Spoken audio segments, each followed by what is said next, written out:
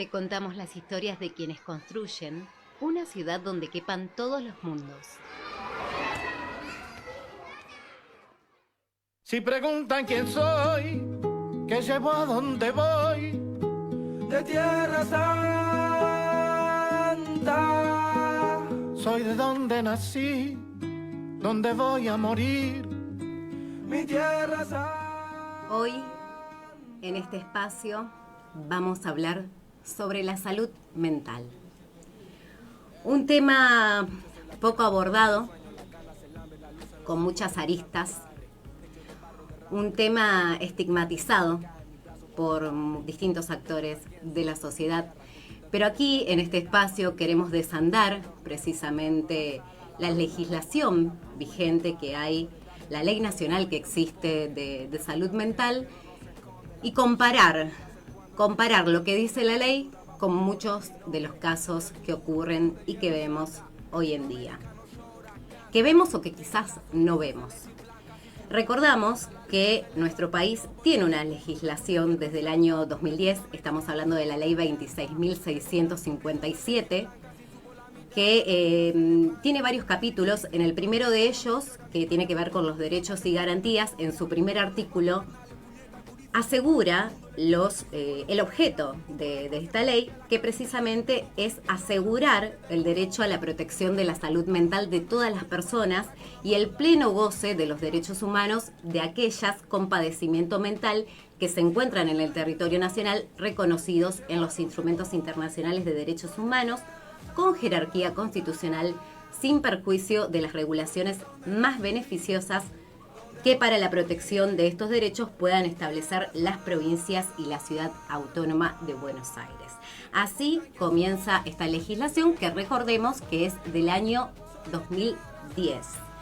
Nosotros conversamos con especialistas sobre el tema y le hicimos varias consultas. Hablamos por un lado con Florencia Escándar-Burclé, ella es psicóloga, es una de las personas que nos brindó su experiencia, y también Mariana Chidichimo, que es psicóloga, fue directora de la colonia que vamos a mencionar aquí en la gestión anterior, es también docente de la UNR y militante por la salud mental, y tratamos de desandar algunas dudas, algunas inquietudes que por supuesto van surgiendo. Y en primer lugar, lo fundamental es definir de qué hablamos cuando hablamos de salud mental. Y en este aspecto, Florencia nos explicaba que se trata en realidad de una respuesta clínica política frente al poder hegemónico de lo que significa la medicina psiquiátrica. Frente a la concepción de la enfermedad mental, ellos oponen lo que es salud mental, que es como se conoce hoy en día, porque no estamos hablando de una enfermedad. Y frente al encierro, lo que oponen precisamente es la apertura a lo comunitario.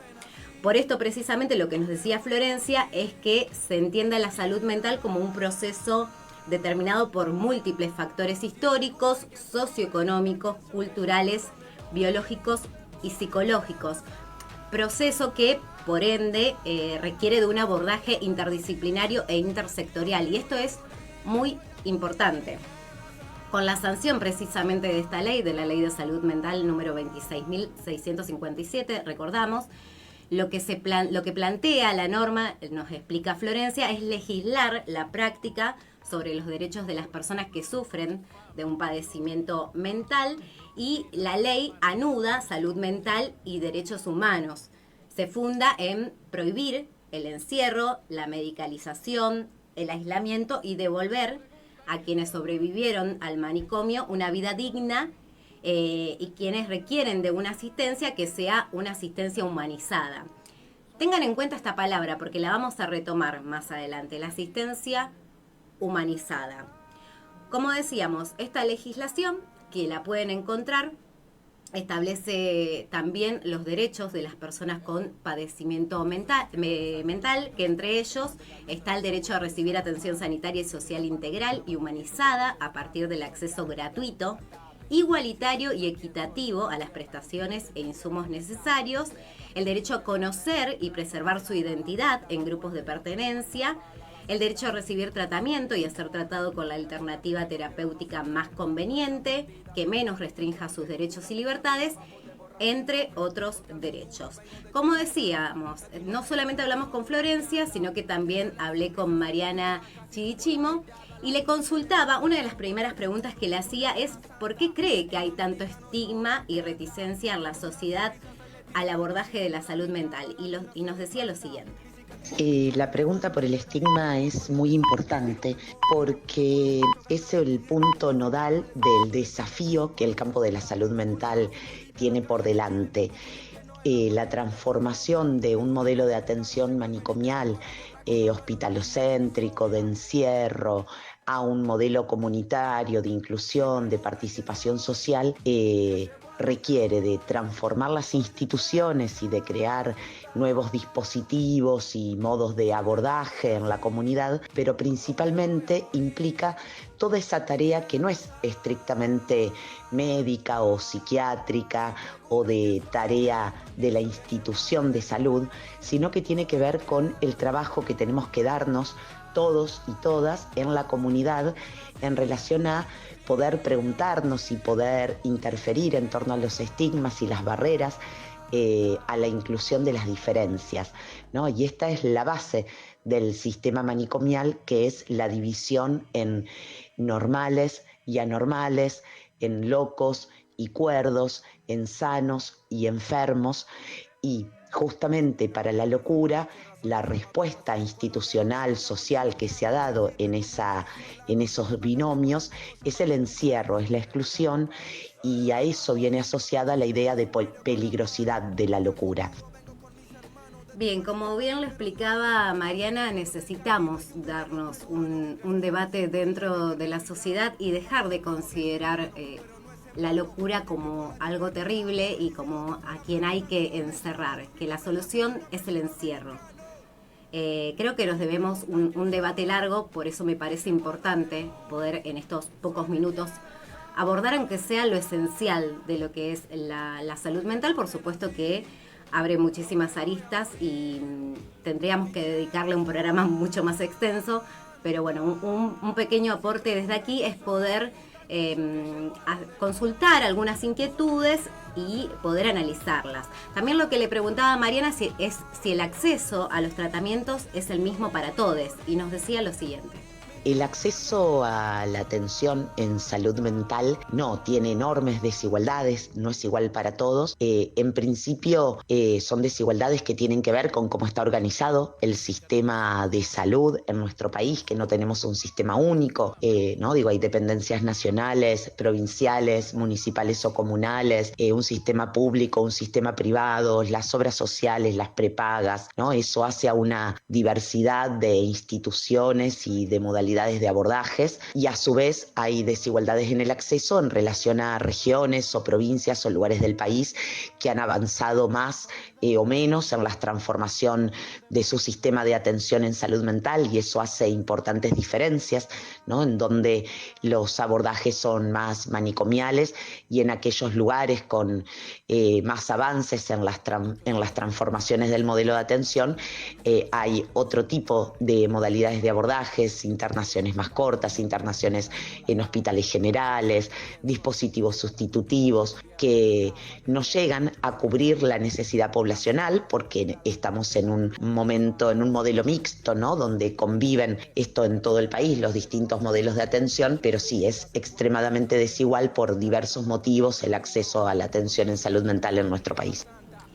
Es desigual, nos decía Mariana, y por otro lado Florencia también nos agregaba que el acceso al tratamiento sigue expresando precisamente esta inequidad en la que la sociedad distribuye y accede a los derechos, como es el derecho a la salud y específicamente en este caso a la salud mental. Nos contaba que sucede en muchas localidades, sobre todo en las del norte de la provincia, donde la ausencia de psiquiatrías o de la parte psiquiátrica o de psicólogos y o trabajadores específicos de este campo, lo que implica precisamente es que esas personas se tengan que trasladar a otras localidades y que no puedan tener el mismo acceso. Al igual que nos explica la situación en las cárceles o para las personas privadas de la libertad, la asistencia en salud y específicamente en salud mental nos decía que también es insuficiente.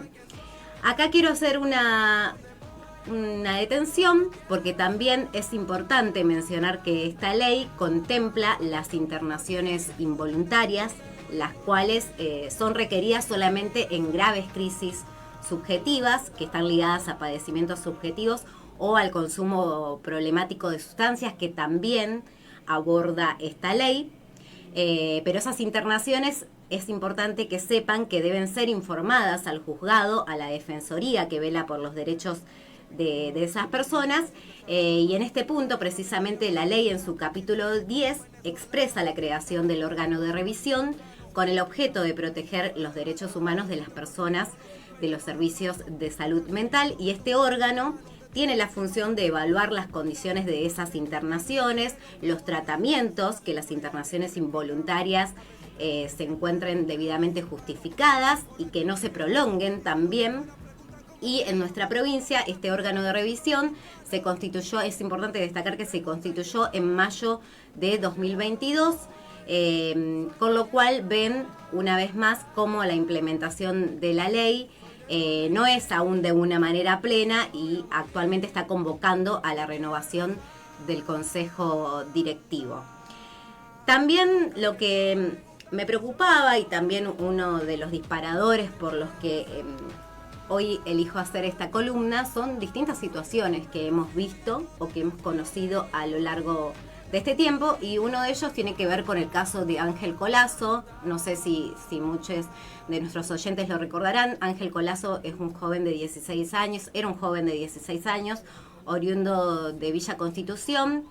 Él estuvo internado en estado crítico en la terapia intensiva del Hospital Sanco de Villa Constitución, donde fue declarado con muerte cerebral. Pero si nos vamos a los inicios de su internación, esto fue el 30 de diciembre, más precisamente de 2020, cuando miembros de la policía lo trasladan a este hospital de Villa Constitución, y en ese establecimiento de salud lo atan de pies y de manos. No se sabe qué fue lo que ocurrió en el medio.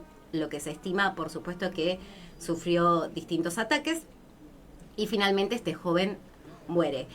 ¿Y por qué traigo a colación este caso? Porque la ley, precisamente en el capítulo 4, está dedicado a los derechos de las personas con padecimiento mental, y en el artículo 7 establece los derechos que el Estado reconoce a las personas con padecimiento mental, y entre ellos destaca derecho a recibir atención sanitaria y social integral y humanizada. Yo les dije que íbamos a retomar esta palabra, humanizada, a partir del acceso gratuito, igualitario y equitativo a las prestaciones e insumos necesarios, precisamente con el objeto de asegurar la recuperación y preservación de su salud. Yo lo que le consultaba precisamente es a qué apunta este tipo, si este artículo apunta a que este tipo de prácticas se erradiquen, las situaciones como las que pasaron con Ángel, y a qué tipo de prácticas se refiere el trato humanizado. Y acá, por ejemplo, tenemos la moneda opuesta, un caso opuesto. Lo que nos dice Florencia, lo que nos cuenta Florencia acá, es un ejemplo de humanización y transformación del manicomio del que ella fue parte. Hace 9 meses nos contaba que se cerró una sala donde vivían personas que ya llevaban muchos años de internación, y 8 personas de las que estaban allí internadas hacía mucho tiempo fueron a vivir a 2 casas dentro del hospital, 4 personas por casa, que manejan sus horarios, sus horarios de comida, de baño, y nos contaba también que uno de esos usuarios ingresó siendo un adolescente de 16 años y ya hace 47 años que vive en esta colonia. Y también nos contaba que otra de las personas volvió después de 20 años a vivir a su localidad, a su casa, con la apoyatura, por supuesto, de los recursos que hoy se disponen, como el centro de día, acompañantes terapéuticos y un equipo territorial. Y me parecía importante poder traer también esta contraposición, si se quiere, este ejemplo de cómo efectivamente se implementa la ley, se implementa ese trato humanitario que no sucedió en el caso de Ángel, pero que la ley sí lo reglamenta. Por eso es importante destacarlo. Otra de las preguntas que le hacíamos a Mariana tiene que ver con el capítulo 3 de la Ley de Salud Mental, que hace referencia al ámbito de aplicación, y en su artículo 6 establece que los servicios y efectores de salud públicos y privados cualquiera sea la forma jurídica que tengan, deben adecuarse a los principios establecidos en la ley. Y yo le preguntaba en la práctica qué implicancias tiene y qué implicancias tuvo, y nos respondía lo siguiente. Los procesos que vienen transitando en torno a la adecuación de los efectores y servicios públicos y privados son procesos distintos. En los privados, la injerencia estatal en torno a de poder avanzar, ¿no?, o a las implicancias que ha tenido es poder intervenir en torno a las normas de habilitación de los efectores privados, ¿no?, y que las instituciones y los servicios entonces, para poder estar habilitados, tengan que ir adecuándose a las normativas vigentes. Proceso iniciado, lento, con no cambios profundos todavía. En relación a los efectores y servicios del sistema público de salud, este artículo ha sido muy importante en relación a la militancia en salud mental, en la demanda por la transformación. Luego, los distintos estados provinciales han también transitado procesos disímiles, más o menos profundos, más sostenidos en el tiempo o menos. Bien, ahí explicaba bien las diferencias entre los efectores de salud públicos y privados.